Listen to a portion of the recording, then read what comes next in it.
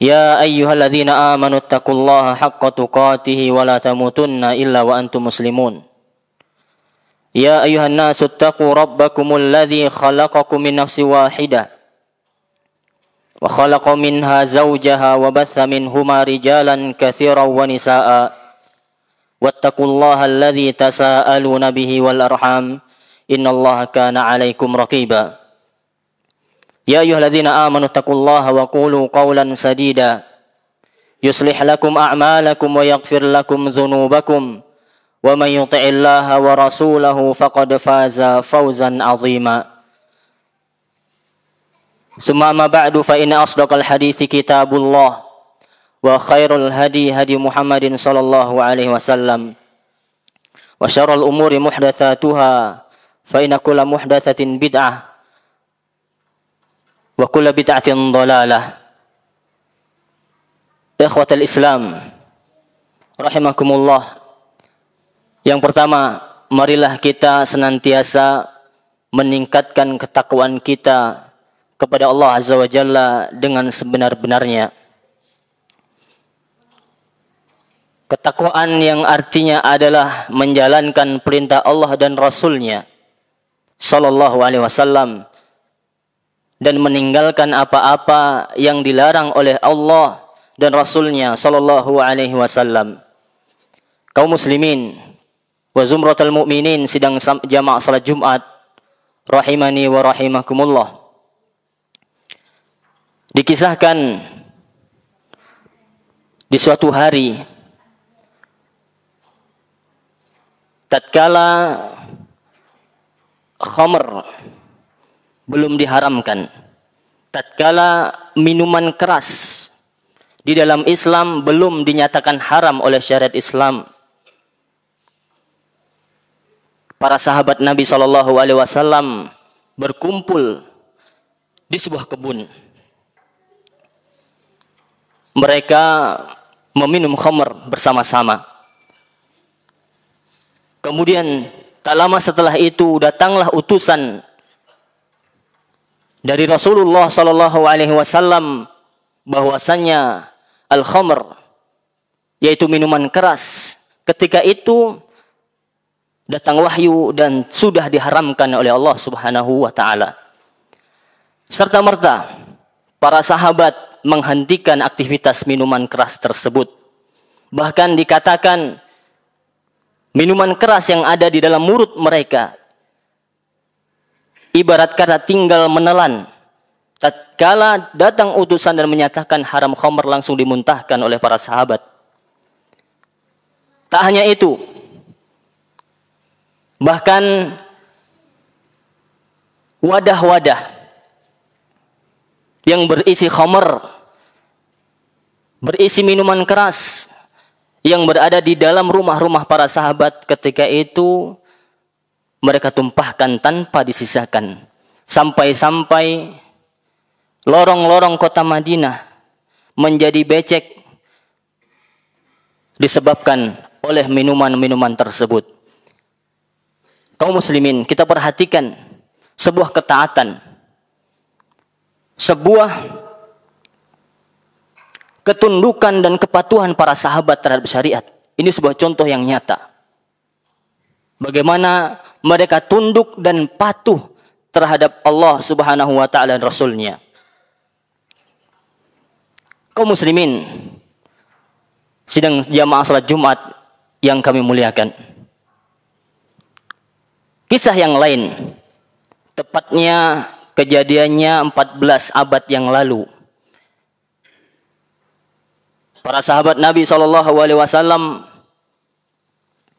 atau ketika siang hari, Nabi SAW didatangi oleh seorang sahabat yang bernama Ma'iz bin Malik radhiyallahu taala anhu ardah.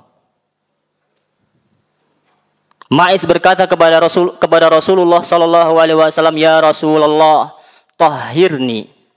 Wahai Nabi SAW, sucikanlah aku. Kemudian kata Nabi SAW, "Irji'."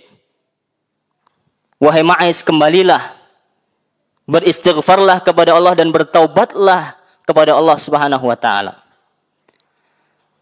Kemudian Ma'iz mundur, tidak jauh dari Nabi SAW. Kemudian kembali lagi, wahai Rasulullah, tahhirni. Wahai Nabi SAW, sucikan aku. Kemudian kata Nabi SAW, kembalilah engkau, beristighfarlah kepada Allah dan bertobatlah kepadanya. Kemudian Ma'iz mundur, tidak jauh dari Nabi SAW. Kemudian dia datang lagi kepada Nabi SAW, ya Rasulullah, tahhirni. Wahai Rasul SAW, sucikanlah aku.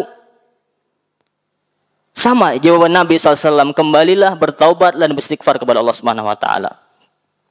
Kemudian kali keempatnya, Ma'iz mengatakan, tahhirni ya Rasulullah, sucikanlah aku wahai Rasul SAW. Ku sucikan. Kemudian Rasul SAW menjawab, ku sucikan dari apa engkau? Kali keempat Nabi mengatakan, ku sucikan apa engkau? Kemudian Ma'iz mengatakan, dari zina. Kemudian Rasulullah SAW bertanya kepada para sahabat yang ada ketika itu, apakah Ma'iz tidak waras? Kemudian sahabat menjawab, selama ini kita tahu dia waras. Dia tidak gila wahai Rasul SAW. Apakah dia habis minum khamar? Kata Nabi SAW. Kemudian berdirilah salah seorang sahabat. Kemudian mencium aroma mulutnya. Kata sahabat tersebut, aku tidak mendapati aroma khamar dari mulutnya. Kemudian Rasulullah SAW tabayun yang terakhir kalinya. Wahai Ma'iz, apakah benar engkau berbuat zina? Kemudian Ma'iz menjawab, ya. Dengan bulat, dengan yakinnya, Ma'iz mengatakan, iya wahai Rasulullah SAW. Kemudian Rasulullah SAW memerintahkan para sahabat untuk merajam. Dan dirajamlah Ma'iz radhiyallahu ta'ala anhu ardah. Kemudian beliau meninggal dunia. Dirajam sampai meninggal dunia. Karena inilah hukum syariat Islam. Apabila sudah menikah dan merasakan hubungan suami istri, kemudian dia berzina, hukumnya adalah rajam sampai meninggal dunia. Kemudian kaum muslimin rahimakumullah, setelah kejadian itu para sahabat terbagi menjadi dua bagian. Bagian yang pertama, ada yang mencela perbuatan Ma'iz, menganggap perbuatan itu sungguh sangat tercela di hati mereka. Adapun golongan kedua, ada yang memuji Ma'iz. Kemudian 3 hari setelah kejadian itu, Rasulullah SAW bersabda, laqad taba taubatan laqusimat baina ummatin lawasi'athum. Sungguh ia, yaitu Ma'iz, telah bertaubat. Dia telah bertaubat kepada Allah Subhanahu Wa Taala. Laqusimat, andaikan taubat tersebut kusimat baina ummah, dibagikan kepada satu umat, lawasi'athum, niscaya cukup taubatnya Ma'iz tersebut untuk umat tersebut. Kaum muslimin, sidang jamaah salat Jumat rahimakumullah, hadis ini diriwayatkan oleh Imam Muslim dari sahabat Buraidah radhiyallahu taala anhu. Perhatikan wahai kaum muslimin, dari kisah ini kita bisa melihat kebeningan, kejernihan hati para sahabat Nabi SAW. Hati yang jernih ketika tergores oleh noda dosa dan maksiat. Sahabat tersebut sangat tersiksa, tidak nyaman, muncul kegundah gulanaan, serta ingin untuk membersihkan, menjernihkan hati itu kembali. Jamaah Jumat rahimakumullah, 2 potret kisah yang kita sampaikan di atas itu terjadi di zaman nubuwah, zaman kenabian Nabi Muhammad alaihi salatu wassalam. Hal tersebut menggambarkan kepada kita semua dengan jelas tentang betapa tingginya kepatuhan, ketundukan para sahabat Nabi SAW dengan aturan agama.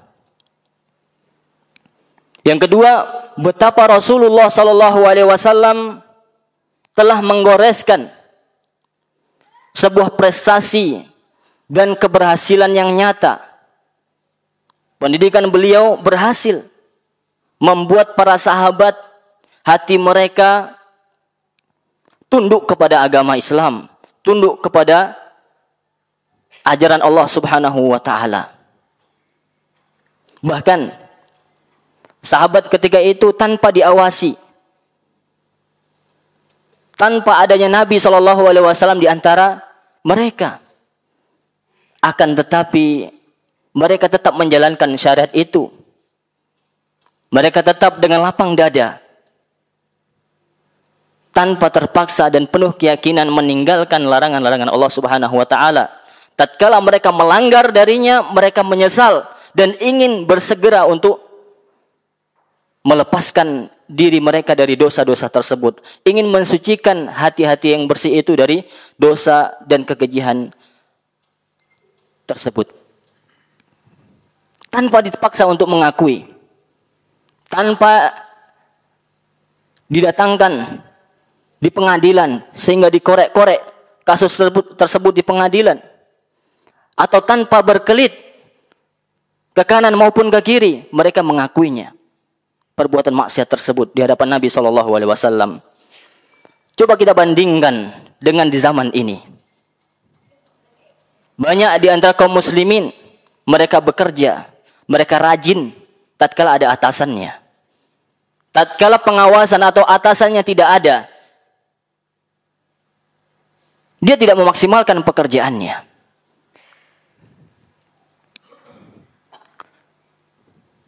Bahkan berusaha untuk memanfaatkan kesempatan dalam kesempitan.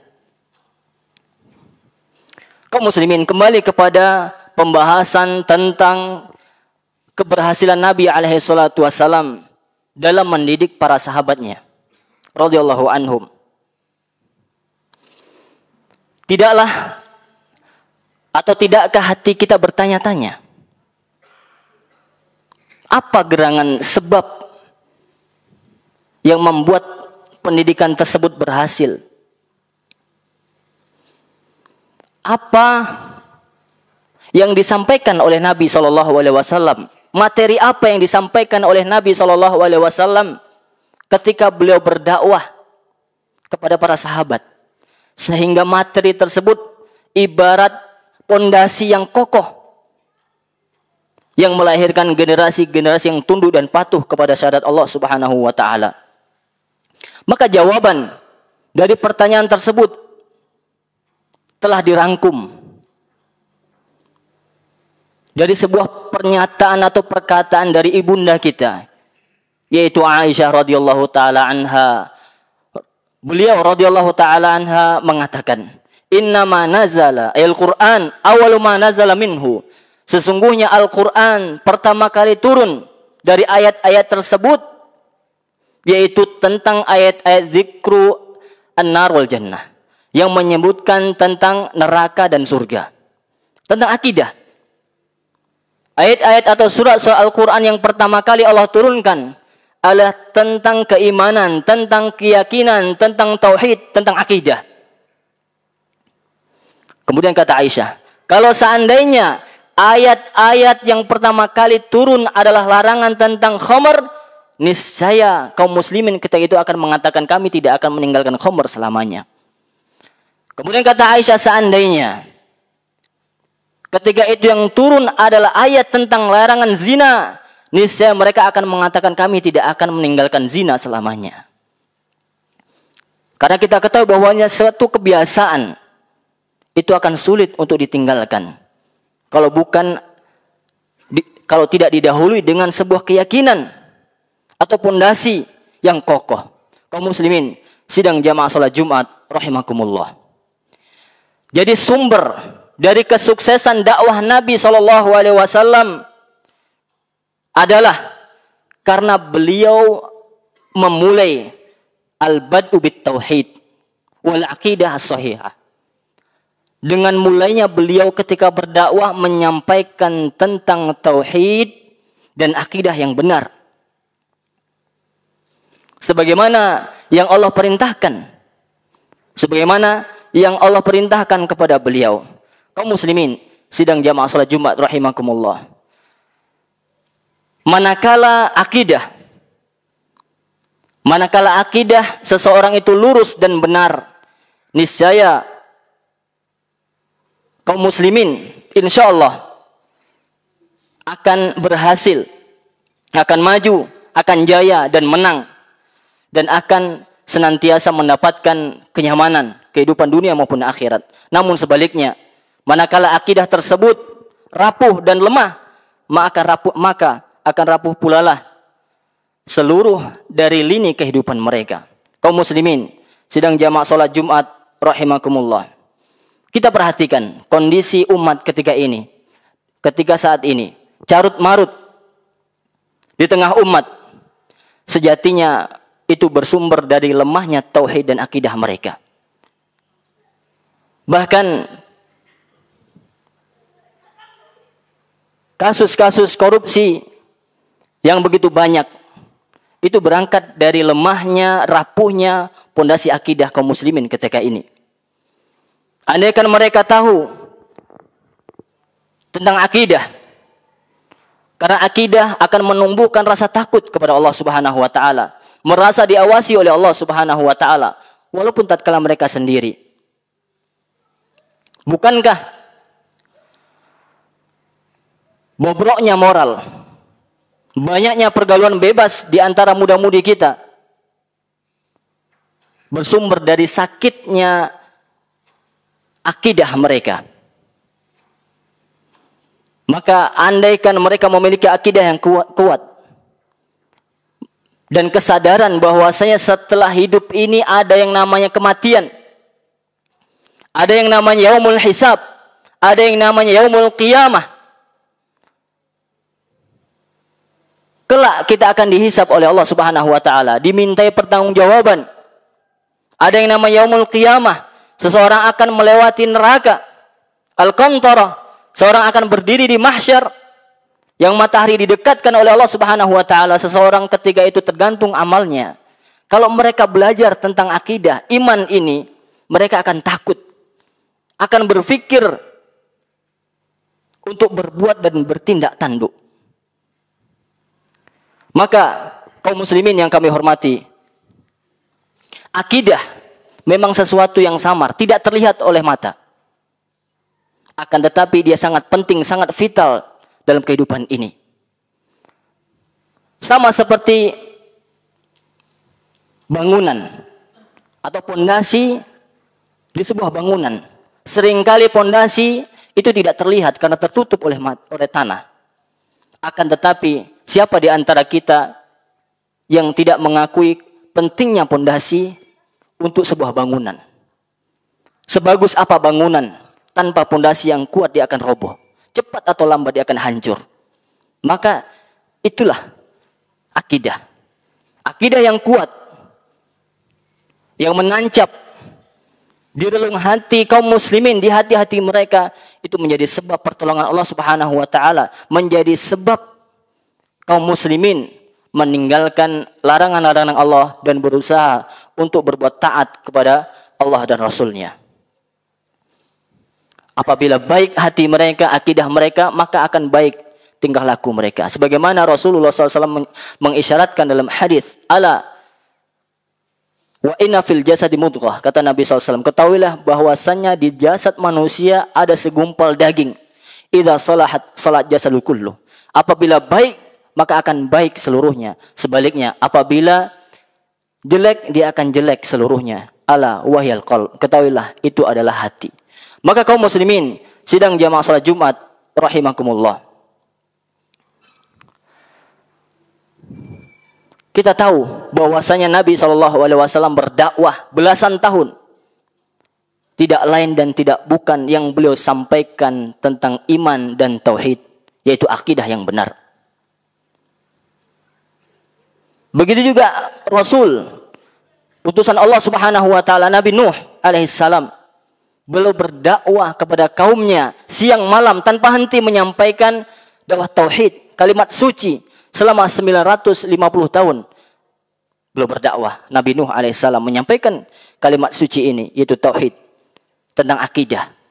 Allah Subhanahu wa taala sampaikan kisah tersebut dalam Al-Qur'an surah Al-Ankabut ayat 14 Allah Subhanahu wa taala berfirman, "Walaqad arsalna Nuhan ila qaumihi falabitha fihim alfasanatin illa khamsina ahma."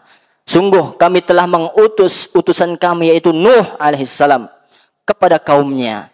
Dan Nuh berada bersama kaumnya selama 1000 tahun illa khamsina ahma, kecuali 50 tahun. Selama 950 tahun yang beliau sampaikan adalah mengajak manusia berakidah yang benar, mentauhidkan Allah, mengesahkan Allah Subhanahu wa taala. Aqulu qouli hadza wa astaghfirullah li wa lakum wa lisairil muslimina min kulli dzamb fastaghfiruhu innahu huwal ghafurur rahim.